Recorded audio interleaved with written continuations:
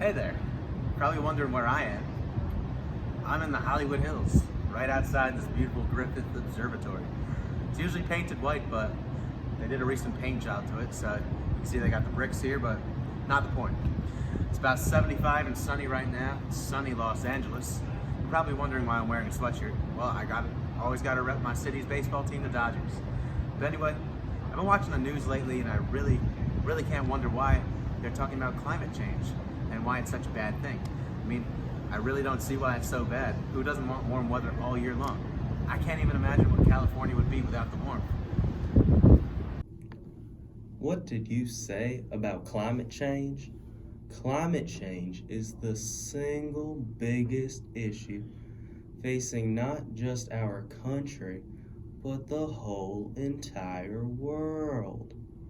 Carbon dioxide continues to increase the most and has contributed to more than 80% of the increased warming on the planet since 1990. Temperatures are predicted to rise from 2.5 to 10 degrees Fahrenheit over the next century throughout the world. I'm sorry, man. Who are you? I'm former Vice President Al Gore. I cannot believe you do not know who I am. So you're that annoying politician that ran for president back against Mr. George W. Bush. Well, I'd still like the world to get a little bit warmer. Can you tell me what causes climate change? What causes climate change is the implementation of the greenhouse effect. The greenhouse effect is a process by which the radiation from a planet's atmosphere warms the planet's temperature. The radiation from the atmosphere causes the temperature to increase. If I wanted a lecture from somebody, it wouldn't be you, it'd be Leonardo DiCaprio. But I do understand what you're trying to say. I know what the greenhouse effect does to climate change, but what exactly is the greenhouse effect? Perfect segue to my next point. What causes the greenhouse effect is the use of greenhouse gases. Here are 3 greenhouse gases. These gases are carbon dioxide, methane, and nitrous oxide. Carbon dioxide takes place due to the excessive burning of fossil fuels such as natural gas, coal, and oil. Methane takes place due to leaks from national gas systems and the raising of livestock. Nitrous oxide is caused by biomass burning, the burning of living and dead vegetation. So, what is the level of carbon dioxide over the past few years and its increases over time? We are in an unprecedented era. At no point in human history has carbon dioxide levels been this high, presenting concerning questions over what lies ahead. This week, the World Meteorological Organization published their yearly report on the state of greenhouse gases in the atmosphere. This compiling of data up to 2018, the report, unsurprisingly, found that carbon dioxide reached an all-time high in 2018 since pre-industrial amounts. The highest recorded measurement in 2018 was 415.70 ppm on May 15, 2019, higher than it has ever been during human history. Yale's Environment 360 reports that based on current emissions, Scientists estimate carbon dioxide levels could hit 500 ppm in as little as 30 years. Well, within many people's lifetime. Now tell me, what is the level of methane over the past few years? As the years plod on and the methane piles up, solving this mystery has taken on an increasing urgency. Over a 20-year time frame, methane traps 86 times as much heat in the atmosphere as carbon dioxide. It is responsible for about a quarter of total atmospheric warming to date. And while the steady increases in atmospheric carbon dioxide and nitrous oxide are deeply worrying, they are at least conforming to scientists' expectations. Methane is not.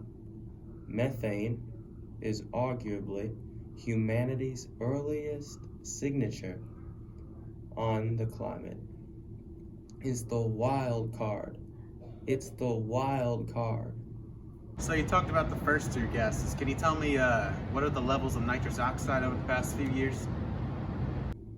The results of the study indicate that N2O emissions increased globally by 1.6, between 1.4 to 1.7 TGNY1, approximately 10% of the global total between 2000 and 2005 and 2010 to 2015.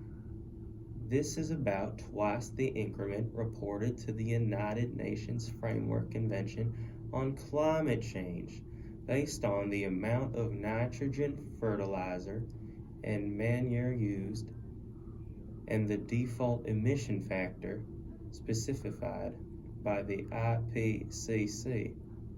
The authors argue that this discrepancy is due to an increase in the emission factor. That is, the amount of N2O emitted relative to the amount of nitrogen of the fertilizer used. This is associated with a growing nitrogen surplus. This suggests that the IPCC method, which assumes a constant emission factor, may underestimate emissions when the rate of nitrogen input and the nitrogen surplus are high. So what are some things happening because of climate change? Global climate change has already had observable effects on the environment. Glaciers have shrunk, ice on rivers and lakes are breaking up earlier. Plant and animal ranges have shifted, and trees are flowering sooner. Effects that scientists had predicted in the past would result from global climate change are now occurring, such as loss of sea ice, accelerated sea level rise, and longer, more intense heat waves. So where are some places that climate change is occurring? Tell me that. Great Barrier Reef, Newtok, Alaska, Mumbai, India, the Alps, and Gansu Province, China. Tell me what's happening and what can happen in the future due to the way that we're acting. Temperature will continue to rise, the growing season will lengthen, and there will be changes in precipitation patterns, more droughts, and heat waves. Hurricanes will become stronger, sea level will rise by 1 to 4 feet in 2100, and the Arctic is likely to become ice-free. So, what places is climate change going to have the biggest impact on in the future? I'd really like to know so I can stay away from those areas. Actually, you know what? I think I'm gonna head towards this because I really love my warm weather. Some notable changes include Laos, Nigeria, Haiti, Yemen, Manila, Kiribati, and the United Arab Emirates. You know, Mr. Gore, you really have changed my outlook on the way the climate is in today's day. I mean, I think we really do have to take it more seriously. It's amazing how you changed my outlook in such a short time. Well, it's amazing what very smart people like you can do. Anyway, from the Griffith Observatory here in Great Los Angeles, so long.